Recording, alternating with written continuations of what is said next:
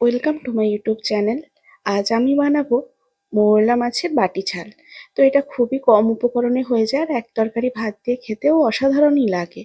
তো যখন মনে হয় যেন অনেক তরকারি বানিয়ে বানিয়ে খেয়ে হাঁপিয়ে যাই, তখন দেখবে এই সিম্পল ডিশটা তোমরা অবশ্যই ট্রাই করো একবার। তো মোরলা মাছ কীরকম কাটতে হয় সেটা আমি দেখিয়েই দিলাম। যারা জানো তাদের জন্য নয়, যারা জানো না তাদের জন্য।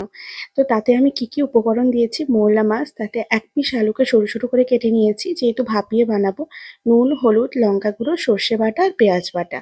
তো দিয়ে বাকিটা সর্ষের তেল ছাড়া তো ভাপা মাছের ভাপা তো একদমই অসম্পূর্ণ থেকে যায়, সর্ষের তেল আর উপর থেকে কিছুটা কাঁচা লঙ্কা দিয়ে দেখো দুটো সিটি দিয়েছি। তো আমার ভাপা কমপ্লিট হয়ে গেছে, খুবই গরম।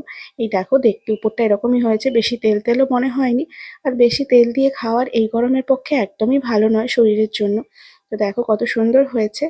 একবার অবশ্যই বাড়িতে ট্রাই করো, আর হ্যাঁ, ভালো লাগলে অবশ্যই চ্যানেলটাকে সাবস্ক্রাইব করে দিও। টাটা।